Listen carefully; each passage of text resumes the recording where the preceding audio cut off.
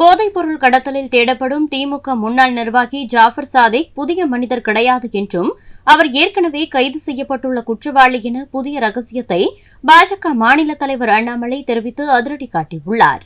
இந்த அளவுக்கு ஒரு டிஜிபி போய் ஒரு அவார்டு வாங்குறாரு, சினிமா துறையில் ஒரு கம்பெனி நடத்துறாரு, மிகப்பெரிய மனிதர்கள் நண்பர்களா இருக்கிறாங்க, திமுகவுடைய முதல் குடும்பத்திற்கு நட்பா இருக்கிறாங்க.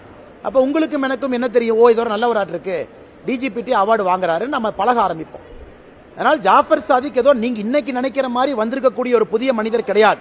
2013 காவல்துறை இது மறுக்கட்டும், நான் எஃப்ஐஆரை கொடுக்கிறேன். 2013 ஜாஃபர் சாதிக் கைது செய்யப்பட்டிருக்கின்றார் சென்னையில். 11 ஆண்டுகள்ல விஸ்வரூபம் எடுத்திருக்கிறார். 2024 இன்னைக்கு தமிழ்நாட்டை தாண்டி நியூசிலாந்து, ஆஸ்திரேலியா, அமெரிக்கா எல்லா பக்கம் போகக்கூடிய மனிதராக மாறி இருக்கின்றார். இது நம்ம புரிஞ்சுக்கணும். இது சிஸ்டமிக் ப்ராப்ளம்.